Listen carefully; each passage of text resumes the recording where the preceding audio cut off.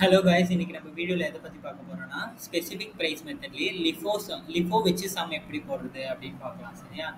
First வந்து question படிச்சிடலாம். Prepare a stores ledger account for material X for March 1991, pricing the material on the basis of LIFO with specific pricing. Okay, first transaction பாருங்கள். First March receive 200 units at 20 rupees each. So first March என்ன பண்ணுறோம், 200 units receive பண்ணுறோம். So அதனால் goods receive note number receive பண்ணுறதுனால receipts காலமில் வரும். ஓகேவா? So 200 units at 20 rupees each, 4000.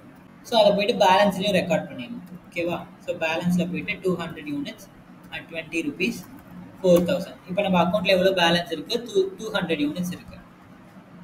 அடுத்தது 4th மார்ச் பாருங்கள், issued 100 யூனிட்ஸ். ஓகேவா? ஸோ 100 யூனிட்ஸ் வந்து நம்ம இஷ்யூ பண்ணியிருக்காங்க. ஸோ 200 யூனிட்ஸில் 100 யூனிட்ஸ் நம்ம இஷ்யூ பண்ணிடலாம். இப்போ அக்கௌண்ட்டில் எவ்வளோ பேலன்ஸ் இருக்கும்? ஆல்ரெடி 200 இருந்தது, அதில் 100 இஷ்யூ பண்ணிட்டோம். இப்போ பேலன்ஸ் 100 தான் இருக்கும். கரெக்டாக? ஓகே, நெக்ஸ்ட் டிரான்சாக்ஷன் பாருங்கள். 5th March receive 30 units at 21 rupees for a job on 12th March. So 5th March என்ன பண்ணுறோம், 21 rupeesக்கு 30 யூனிட்ஸ் வாங்கியிருக்கோம். அது எதுக்காக வாங்கியிருக்கோம்னு பார்த்தீங்கன்னா 12th மார்ச்சில் ஒரு ஜாப் இருக்குது. ஸோ அதுக்காக வாங்கியிருக்கோம். ஓகேவா? ஸோ அதை வந்துட்டு 12th மார்ச்சில் தான் நம்ம இஷ்யூ பண்ணணும். அதுக்கு முன்னாடி வந்து அதை இஷ்யூ பண்ணக்கூடாது. அந்த 30 யூனிட் ஸ்பெசிஃபிக்காக 12th மார்ச்சுக்காக பர்ச்சேஸ் பண்ணது. ஸோ அதனால் அதை வந்துட்டு 12th மார்ச்சில் தான் நம்ம இஷ்யூ பண்ணணும். ஸோ இப்போ இதை வந்து ஃபஸ்ட்டு 5th மார்ச்சில் பர்ச்சேஸ் பண்ணியிருக்கோம் இல்லையா? ஸோ அதனால் 5th மார்ச்சில் குட்ஸ் ரிசீவ் நோட் நம்பர் போட்டுட்டு அதில் ரெக்கார்ட் பண்ணணும். Okay, 30 units at 21 rupees, 360. So இப்போ அக்கௌண்ட்டில் எவ்வளோ பேலன்ஸ் இருக்கும்? ஆல்ரெடி எக்ஸிஸ்டிங் பேலன்ஸ் ஒரு 100 யூனிட்ஸ் இருக்கா? அதை ஃபஸ்ட்டு ரெக்கார்ட் பண்ணிவிட்டு அப்புறம் இப்போ 30 யூனிட்ஸ் பர்ச்சேஸ் பண்ணியிருக்கோம் இல்லையா? அதை ரெக்கார்ட் பண்ணிடலாம். அடுத்தது பாருங்கள், 10th March receive 300 units at 18 rupees each. 10th March என்ன பண்ணாங்கன்னா 300 யூனிட்ஸ் ரிசீவ் பண்ணுறோம் நம்ம. ஸோ 300 யூனிட்ஸ் ரிசீவ் பண்ணுறதுனால goods receive note number receipts காலமில் போயிட்டு 300 யூனிட்ஸ் அட் 18 rupees இவ்வளோ ஆகுதுன்னா 5400. ஸோ இப்போ அக்கௌண்ட்டில் எவ்வளோ பேலன்ஸ் இருக்கும்? ஆல்ரெடி எக்ஸிஸ்டிங் பேலன்ஸ் எழுதிடலாமா? அது கூடவே இப்போ இந்த நியூ பேலன்ஸை ஆட் பண்ணிடலாம், 300 யூனிட்ஸை. அடுத்தது பாருங்கள், இப்போ நம்ம சொல்லியிருந்தோம் இல்லையா 5th மார்ச்சில் 12th மார்ச்சுக்காக பர்ச்சேஸ் பண்ணியிருந்தோம் இல்லையா 30 யூனிட்ஸ். ஸோ அதை வந்துட்டு 12th மார்ச்சோட டேட்டில் வந்து நம்ம இஷ்யூ பண்ணிடணும். ஓகேவா? 12th மார்ச்சில் மெட்டீரியல் ரெக்விசேஷன் நோட் நம்பர். ஸோ நம்ம 12th மார்ச்சுக்காக எவ்வளோ பர்ச்சேஸ் பண்ணியிருந்தோம்? 30 யூனிட்ஸ் பர்ச்சேஸ் பண்ணியிருந்தோம் இல்லையா? இங்கே இருக்குது பாருங்கள் 30 யூனிட்ஸ். ஸோ இதை வந்துட்டு நம்ம இஷ்யூ பண்ணிடணும், 30 யூனிட்ஸ் அட் 21 rupees, 360. ஸோ இப்போ பேலன்ஸில் எவ்வளோ இருக்கும்? இந்த 30 யூனிட்ஸை தான் நம்ம வந்துட்டு இஷ்யூ பண்ணிட்டோம். ஸோ இனிமேல் இந்த 30 யூனிட்ஸ் வந்து வராது. ஓகேவா? ஸோ பேலன்ஸ் இருக்க 100 units at 20 rupees, 2000 and 300 units at 18 rupees, 5400. இதுதான் வந்துட்டு நம்ம பேலன்ஸில் காட்டணும். இந்த 30 யூனிட்ஸ் இனிமேல் பேலன்ஸில் வராது, ஏன்னா அதை நம்ம 12th மார்ச் அப்போ இஷ்யூ பண்ணியாச்சு. ஓகேவா?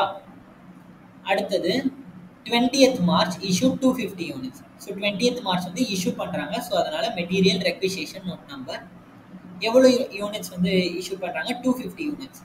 ஸோ இப்போ பேலன்ஸில் பாருங்கள், ரெண்டு என்ட்ரி இருக்குது. ஃபஸ்ட் என்ட்ரியில் 100 யூனிட்ஸ் இருக்குது, செகண்ட் என்ட்ரியில் 300 யூனிட்ஸ் இருக்குது.